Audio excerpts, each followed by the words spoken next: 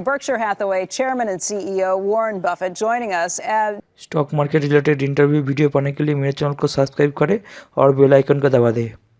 We've talked about a lot of things so far, but we have not gotten your take on the economy to this point. There was just a Federal Reserve report out on Friday that suggested that GDP for 2018 is probably going to come in slightly below 3%.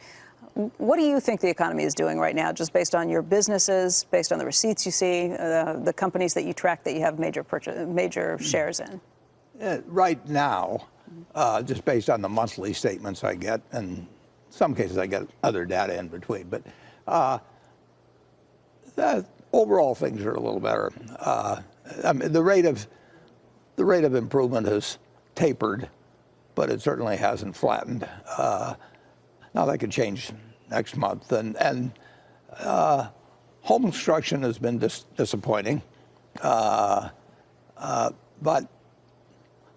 most of our businesses, I've seen other figures on retail that are strong, including Walmart's, but I would say our retail figures in January were not strong. But January's a peculiar month. That can be affected a lot by weather, although any retailer will always like things on the weather.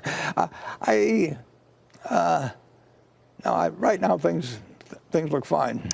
When you say it's a little better, that's relative to when? What's your comparison period? Well, I'm saying that if it developed as I see in January and February for the whole year, I think we would probably beat our 24.8 billion, but that would depend on insurance profits because swing either way. They are of your unrelated. operating profit that you just reported. But the operating, yeah. So business looks decent. It's not galloping ahead, and the tariffs having a little effect at 10%. If they went to 25, that could change things quite a bit. And I do see some more inflationary things, but no, I don't see anything to be alarmed about at present.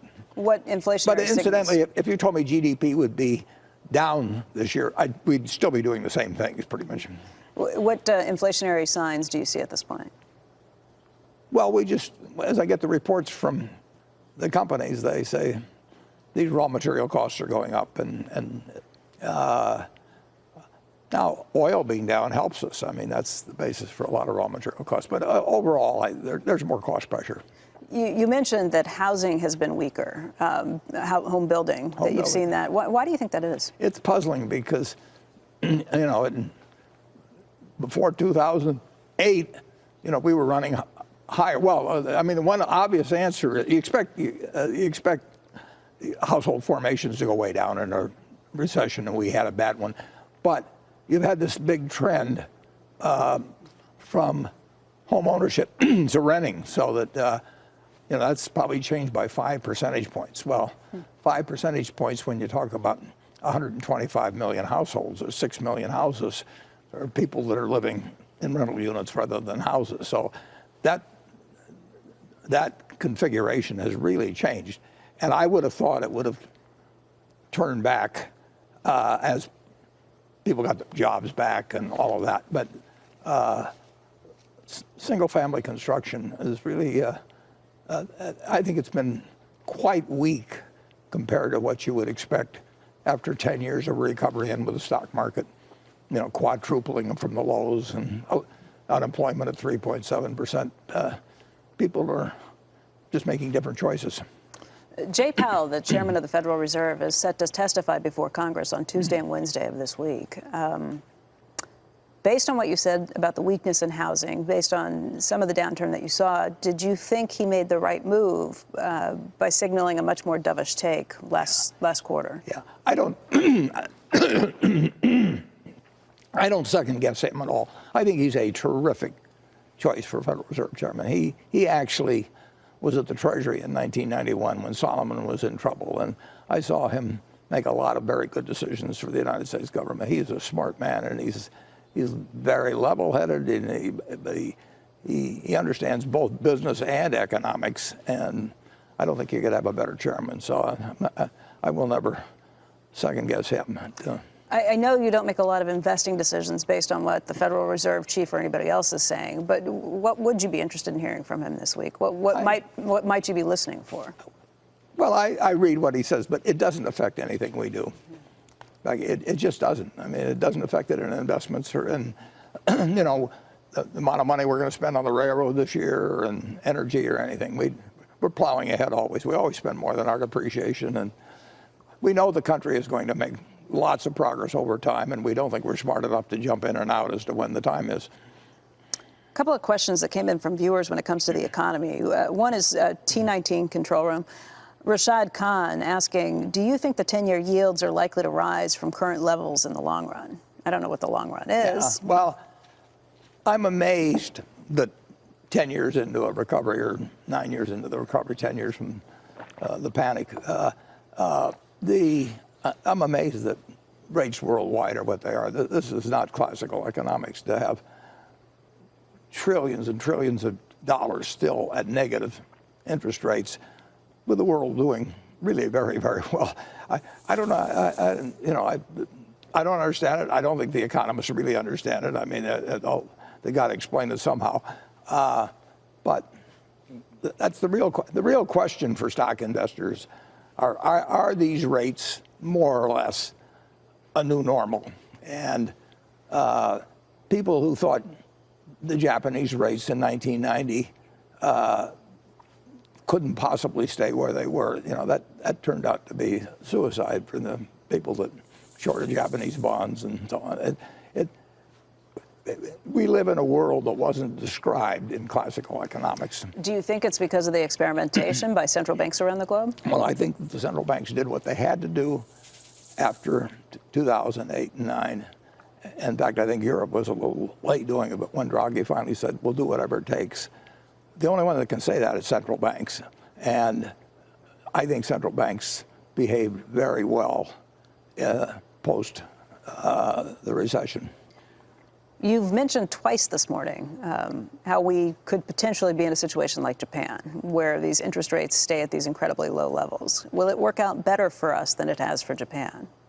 Well, the answer is I just don't know. But Japan also has a declining population and no energy resources. And we're a different case than Japan.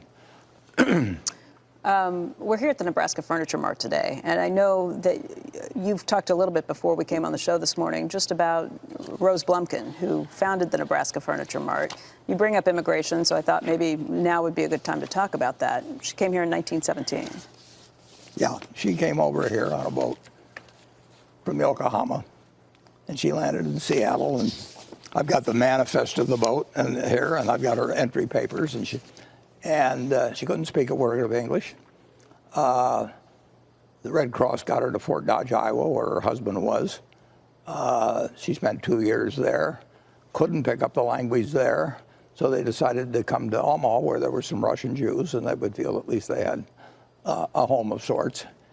And she sold used clothing and did various things, had 4 children, and 15 or so years later, she'd saved $2,500, and you're in what became the largest home furnishing store in the country, except we now have a larger one in Texas. But in the 50-something largest market, she took $2,500 and turned it into the largest home furnishing store. And the punchline is that she couldn't read or write.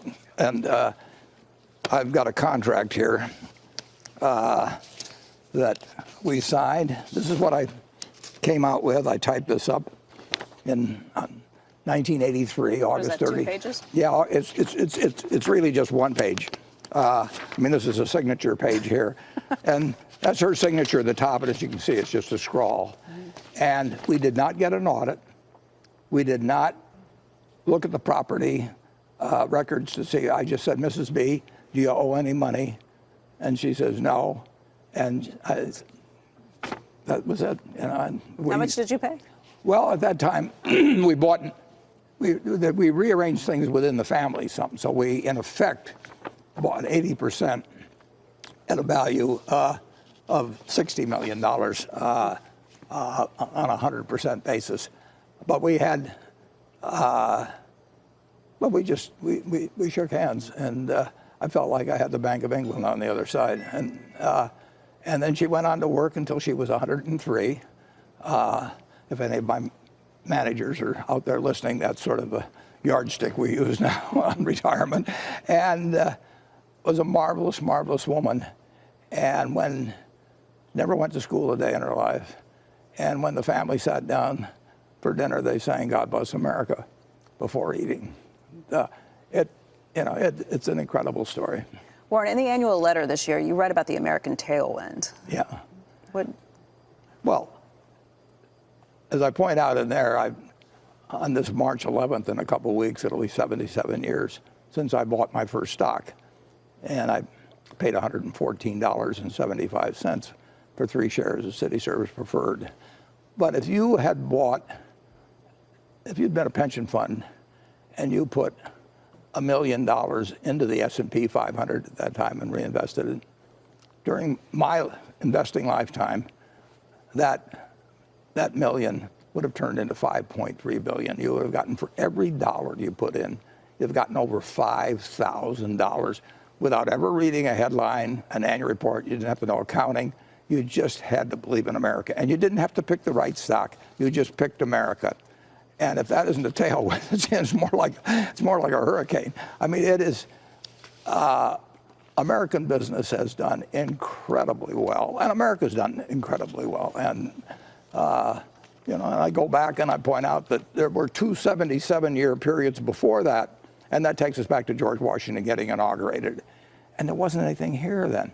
And now you have $108 trillion of household wealth in the United States.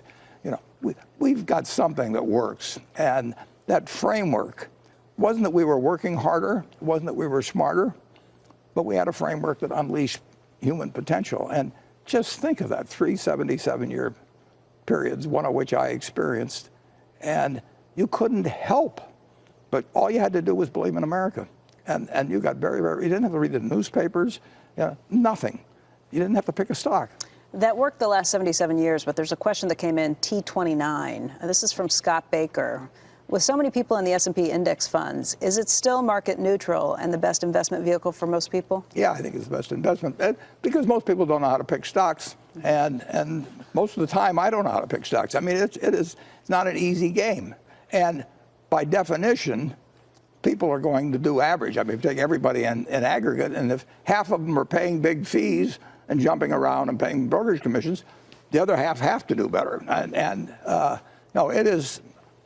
As I've told people, and my widow will I've instructed the trustee to put 90% in an S&P 500 index fund and 10% in governments, just for a feeling of security. But there's been no better bet than America. There's been nothing like it. There's one question that came in from, this is F20, Ahmad Abu Rashed, who said, would a strong and sustained shift to the left in fiscal and economic policy rip away at American business tailwinds moving forward? Yeah, well, my dad thought, communism was coming in the 30s. And, he was very anti-Roosevelt. All my life I've been hearing half the country say that if the person favored by the other half wins, things are going to go to hell. And so I pointed out in my discussion, I've lived under 15 presidents. 14 of them I've invested under. I didn't invest under Hoover. I was a little young then. But 7 were Republicans, 7 were Democrats. I mean, after this last election in 2016, most of my friends were for Hillary, and they thought, sell stocks, dig a cave, do whatever it might be. And I told them they're crazy. You do not want to have a political view in investing. And most people put it through a political prism. They just can't keep their politics out of it. They can keep their religion out of it. Or with politics, they just have to look through those glasses. And if you'd done that, if you'd been a staunch Republican or a staunch Democrat through these 77 years, you'd have missed out on a lot of the party. What about now when the parties are kind of in flux? Donald Trump was not a typical Republican, and Bernie Sanders now looks like he's leading the way in some of these polls. He wasn't even a Democrat until recently. He's a socialist his whole life who just caucused with the Democrats. Well, he was an interesting candidate in 2016 because I would he came close, and I would say that 90% of the people that voted for him hadn't heard of him 2 years earlier. That's really unusual. And it's given hope to a whole lot of other people who are entering this time. When you look at what Sanders did, when you look at what Trump did, a whole lot of people look in the mirror now and say, well, man, that could be me. So Sanders, the big appeal I think he had was he had unusual authenticity. I mean, they all want to seem authentic, and they are authentic in a certain way, but they do move around as the polls come in and their advisors come in. You had the feeling when you listened to Bernie that he was saying exactly what he believed. Now, you can agree with it or not, but that's a very appealing characteristic in a candidate. It may not be enough to carry anybody to victory, but it makes people notice you. They really do know to some extent whether you believe what you're saying when you're out there on the stump. And Bernie really did hate billionaires and the campaign financing. I mean, he was talking authentically, and he's still talking authentically. I mean, I'll absolutely give him that. Do you agree with his policies or his proposed Well, policies?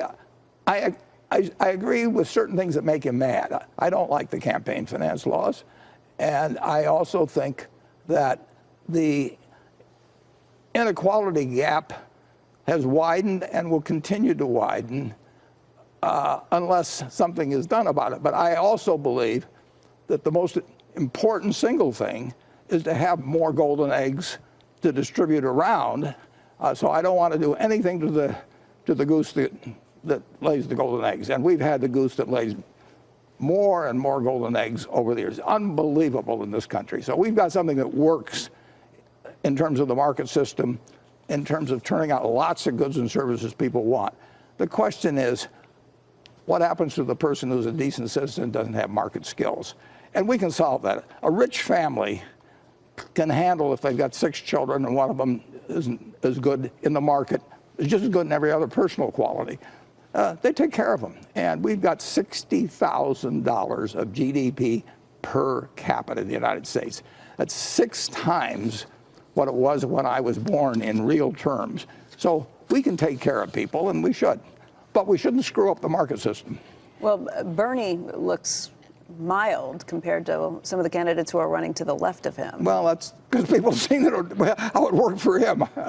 There's somebody who wrote in, this is T13, Ted Waller. This is probably based off a play off of some conversations we've had with Jamie Dimon, but he says, do you still consider yourself a Democrat? If you look I'm not a card-carrying Democrat, but I never have been. I've voted for a fair number of Republicans. I've given money to Republicans. I am not Bob Strauss called me one time because he wanted me to handle finances in Nebraska. He said, let the question, his first question, Warren, are you a card-carrying Democrat? I said, no, I'm not, Bob. I mean, I don't think either side has an edge in virtue or anything of the sort. I mean, I think that they have different views on things, and I think that by the time they get in politics, they sort of stake out their positions, although they move them in a period like this when they think it may help to be further left. You see people that sort of had a new vision all of a sudden because they saw how it worked for Bernie. But no, I will vote for more Democrats than in the last 30 years, I've voted for more Democrats than I voted for Republicans. I was president of the Young Republican Club in 1948 at the University of Pennsylvania. I ran for delegate to the Republican National Convention in 1960s, the only office I've ever run for.